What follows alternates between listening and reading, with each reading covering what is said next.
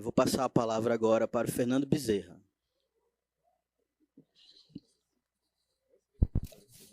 Alô? Escutando? Queria agradecer a todas, todos presentes. Para mim é um grande prazer estar nesse evento. Resultado de muitos anos, né, de luta, de avanço na nossa categoria, mas também de consolidação de grupos organizados, de grupos de usuários, de movimentos sociais, que estão já há mais de 10 anos aí nessa luta aqui no Brasil. Então, ver hoje esse auditório lotado, ver onde a gente chegou, é extremamente gratificante. Eu queria agradecer ao Conselho Federal pelo convite, a todos os colegas da mesa, né, tá com pessoas tão incríveis, Iniciativa Negra, o Edinaldo, Emílio aí, parceiro de longa data, então isso é realmente gratificante, né? Eu acho que lembro muito da fala do Fábio ontem, como é que ele estava feliz, né? E eu estou também ansioso, feliz, contente, e estou assim, muito animado. Bem, vou fazer uma pequena fala, né, sobre desafios regulatórios, falar sobre psicodélicos, marcos legais e políticas públicas. Espero que a gente possa avançar nesse tema e trazer também algumas reflexões para o próprio sistema Conselhos. Então, é um pouco dessa ideia. Esse evento hoje, no meu entendimento, marca a história da temática no território nacional. Então, fica aqui novamente meus agradecimentos. A gente vive em um contexto de chamado renascimento psicodélico, pelo menos desde a década de 90, especialmente após os anos 2000.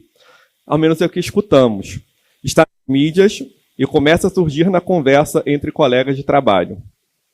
A partir do que se denominou de renascimento psicodélico, novas pesquisas científicas foram realizadas para avaliar essas substâncias, incluindo seus usos terapêuticos. Não é novo, né? Na década de 60 e 70 tiveram milhares de estudos sobre psicodélicos, diversas pesquisas clínicas. Eu não sei se está dando um chiado. Parou. Deixa eu tentar. Pronto, obrigado.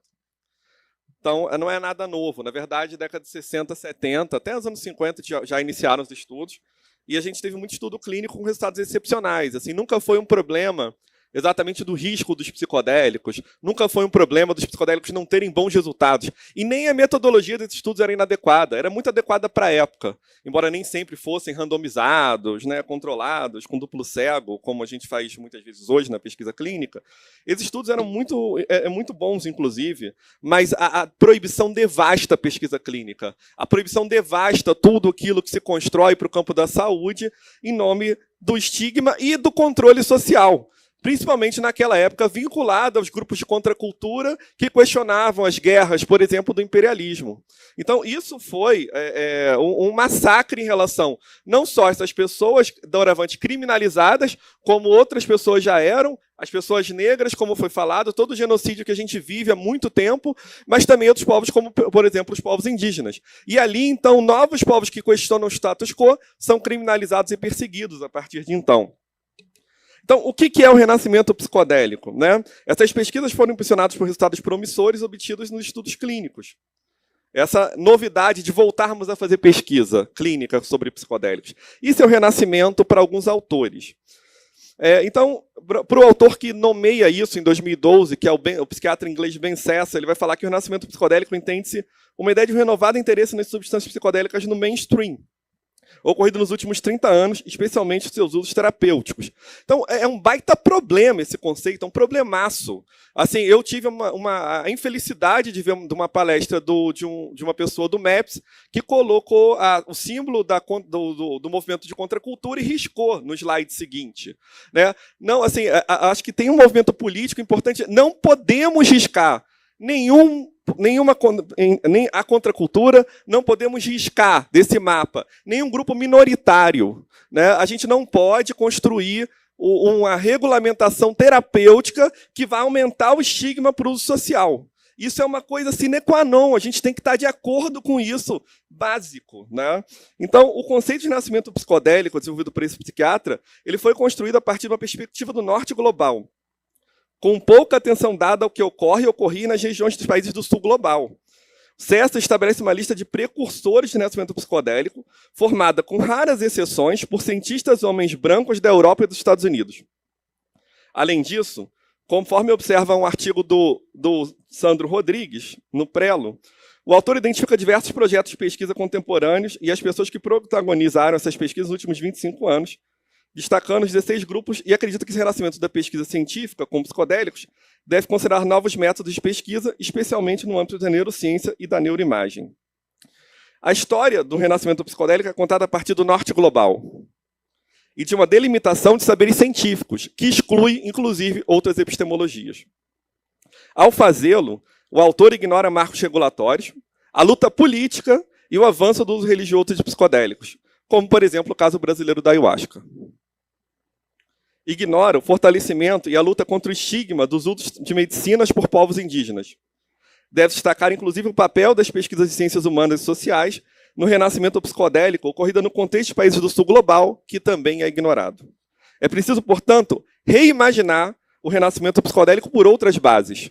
Renascimento psicodélico é arte visionária que surge. Renascimento psicodélico é regulação da ayahuasca. Renascimento psicodélico é renovação e fortalecimento dos povos indígenas em relação aos seus usos tradicionais. Tudo isso é renascimento psicodélico. Renascimento psicodélico não pode ser entendido a partir meramente de um marco de uma ciência positivista, por mais importante que ela seja. O debate, em geral, parece tão enviesado para defender o psicodelismo mainstream que um dos títulos de um artigo publicado no JAMA Psychiatry, Psychedelics in Psychiatry, Keeping the Renaissance from Going Off the Rails, assinado por Richard Eden e Eden E. Griffiths, eles falam: para os autores é fundamental que as comunidades científicas devem estar vigilantes na oposição à fusão da ciência com agendas culturais mais amplas. Mas nós estamos aqui para articular a ciência com agendas culturais mais amplas, sim. No tocante ao papel das ciências, recordo um artigo que eu escrevi com o Sandro e com a Daniela Monteiro, na revista Platô, no sentido que é preciso evitar a repetição de reducionismos epistemológicos. Não basta defender a ciência como se tratasse de um monólito, mas compreender as contribuições das ciências diversas, assim como dos saberes dos próprios usuários e dos povos tradicionais e ancestrais para orientar regulamentações saudáveis nesse campo. Atualmente, internacionalmente, são iniciadas iniciativas de regulação dos psicodélicos, seja com proposta de descriminalização dos cogumelos como psilocibina, ou mesmo de regulação de alguns terapêuticos, como o do MDMA. Só para dar um panorama para vocês, hoje o MDMA já completa estudos de fase 3, né, para ser regulado. Teve uma recente negativa da FDA, que já foi mencionada pela Yara ontem, né? E a gente tem também estudos de fase 3 em curso com psilocibina, com o princípio ativo dos cogumelos. Tá? E a gente, além disso, a gente tem, eu vou mencionar muito brevemente, a gente tem também uma regulação já realizada da cetamina, que é um psicodélico dissociativo, tanto pela FDA, quanto pela Agência Europeia de Medicamentos, e quanto pela Anvisa no Brasil. Vou comentar mais em breve sobre isso.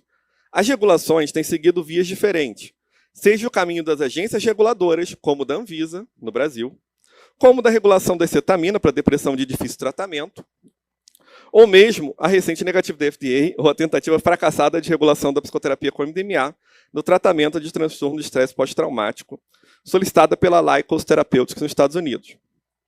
Paralelamente, um conjunto de movimentos sociais articulados propõe, em ballots nos Estados Unidos, eleições estaduais ou municipais, regulações terapêuticas ou híbridas, nos quais, por exemplo, se propõe o uso de cogumelos, ao invés da psilocibina sintética, e se aposta em perspectivas mais populares de uso, desafiando o proibicionismo e modelos médico-centrados.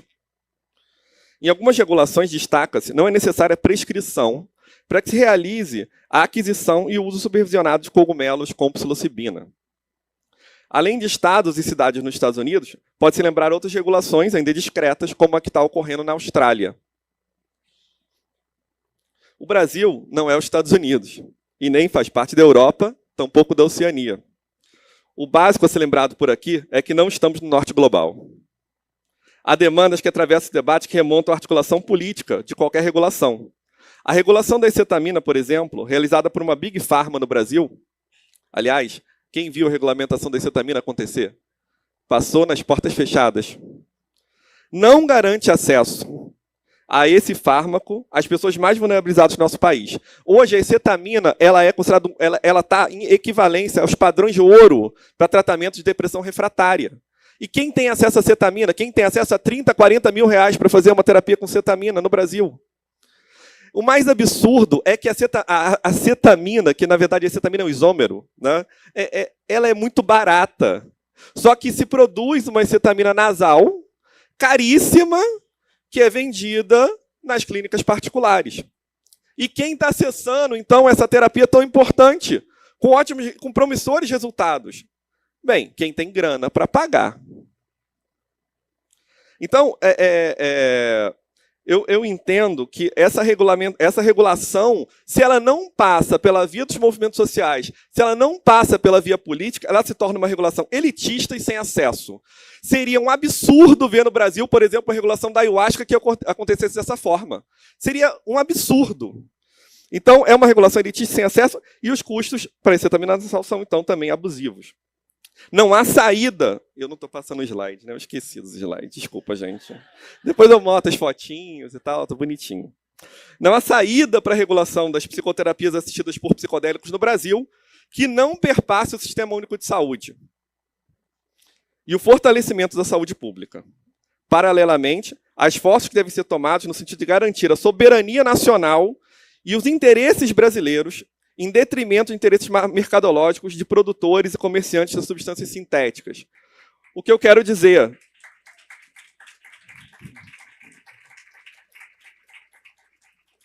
Não basta psicodélicos no SUS. É preciso que a gente aposte em pesquisas com cogumelos em natura. É preciso que a gente aposte em pesquisas com substâncias naturais. A gente não pode esperar os Estados Unidos regular, o Canadá regular, para comprar essas substâncias de empresas estrangeiras, internacionais, e ficar à mercê de gastar valores absurdos daquilo que a gente poderia ter por R$20 a dose.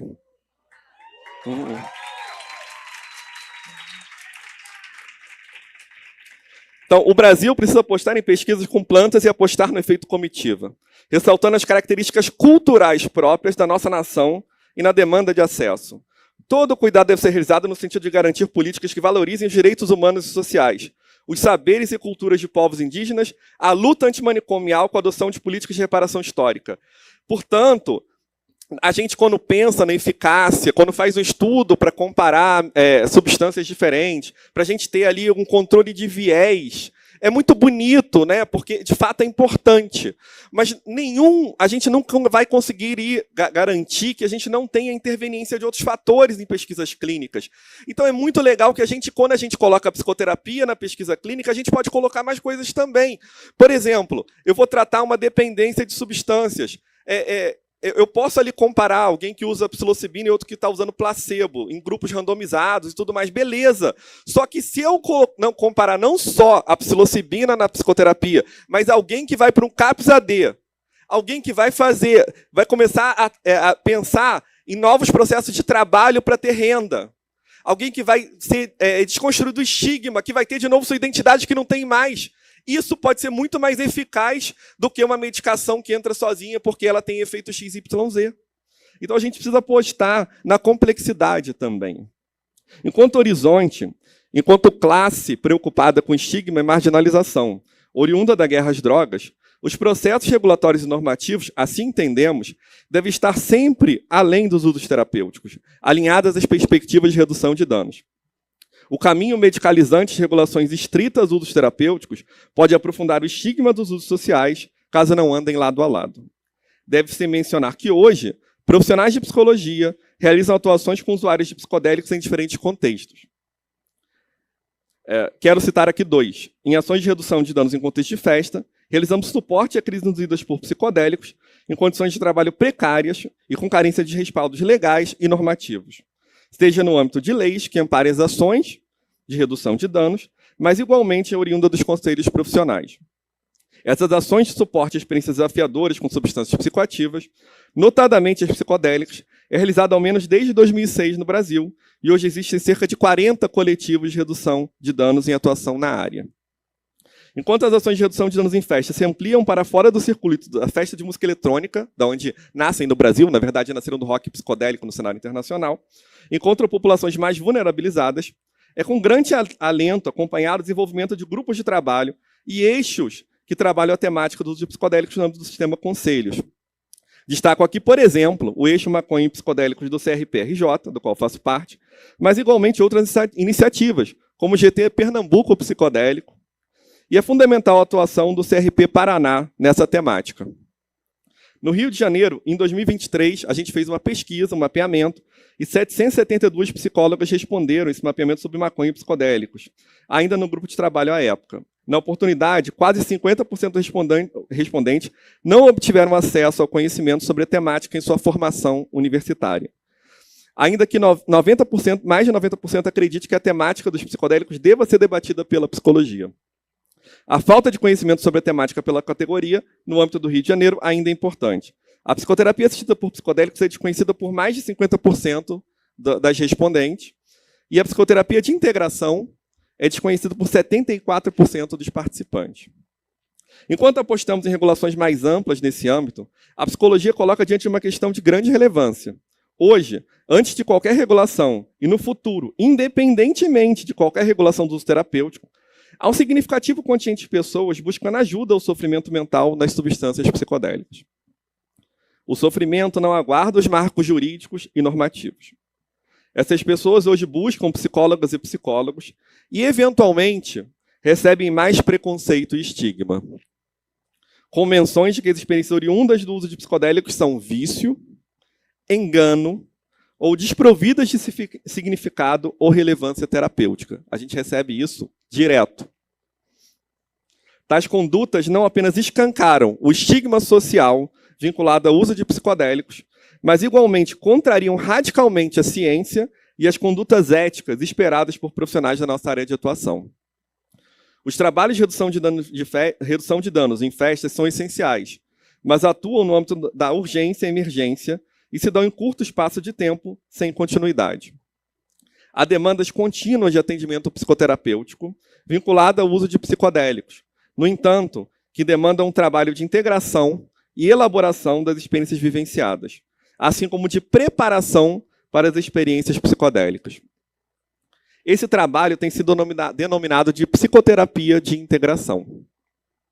A psicoterapia de integração psicodélica não envolve prescrição, fornecimento de substâncias, mas acolhimento, em contexto de terapia, de pessoas que usam, usaram ou pretendem usar psicodélicos e procuram profissionais qualificados e com uma perspectiva de atendimento integral. Esse texto está na TRIP, né, no nosso grupo da APB.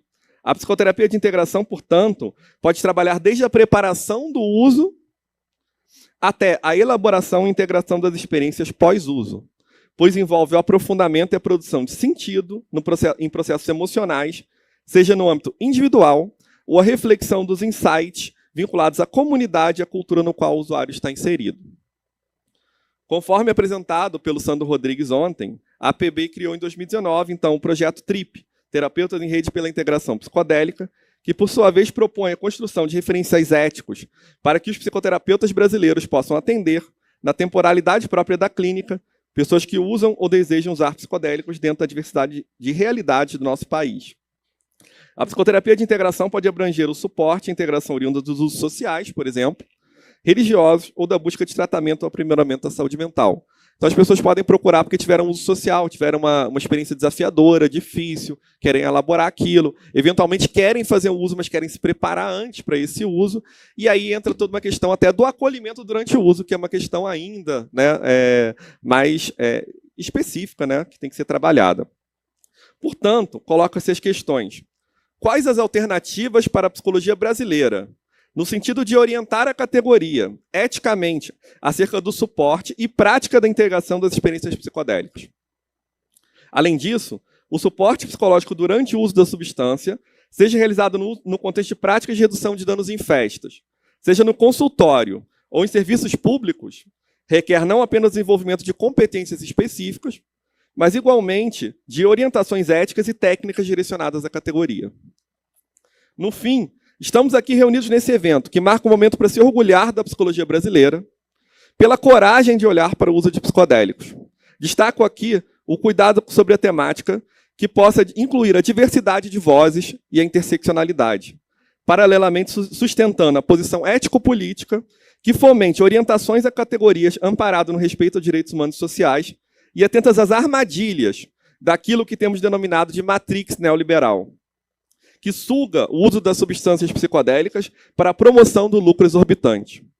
De acordo com Hollis e Kinekova, a corrida do ouro psicodélica levanta uma série de desafios em torno da comercialização e disponibilidade de compostos psicodélicos e o risco de captura corporativa, tanto dos futuros sistemas regulatórios quanto das políticas mais amplas em desenvolvimento. A noção de Matrix, em primeiro lugar, é oriunda da psicóloga estadunidense Beth Eisner, que em 1997 inicia sua conceituação no que se refere ao impacto do contexto de vida, onde partem e para onde retornam as pessoas que usam psicodélicos.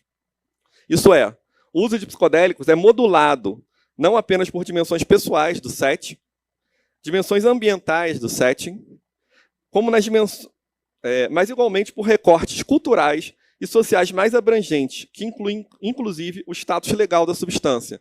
Portanto, é muito possível que o efeito e eficácia de um psicodélico no contexto proibicionista não seja mesmo do efeito no lugar onde não há estigma e ele foi regulado. A matrix neoliberal, como se poderia prever, aposta na prescrição em detrimento de questões psicossociais. Aliás, a regulação da cetamina é um bom exemplo, né? Ninguém precisa de psicoterapia, né, para usar a cetamina. E justamente a experiência psicodélica, um desafiador, é sempre entendida como um problema. Muitas vezes tratada, uma experiência psicodélica no uso de cetamina tratada até mesmo com antipsicóticos.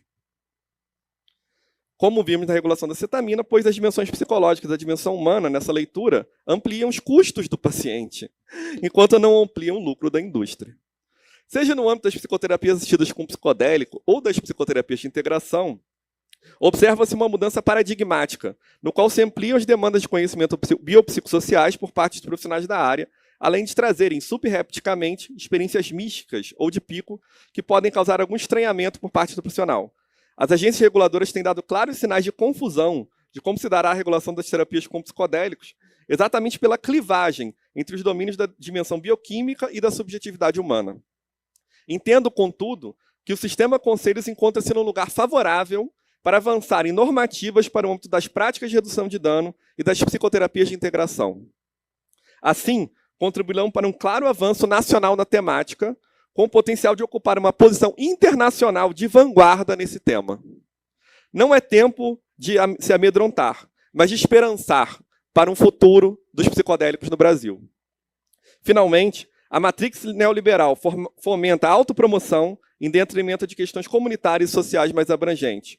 Enquanto coletivo, a Associação Psicodélica no Brasil, que nasce em 2015 como ator social, busca tensionar para as regulações com substâncias psicodélicas sejam socialmente referenciadas, atentas às iniquidades exorbitantes no cenário nacional e, portanto, igualmente, portar-se como uma barreira à matrix neoliberal. Os psicodélicos, deve-se lembrar, não são ferramentas progressistas em si mesmos.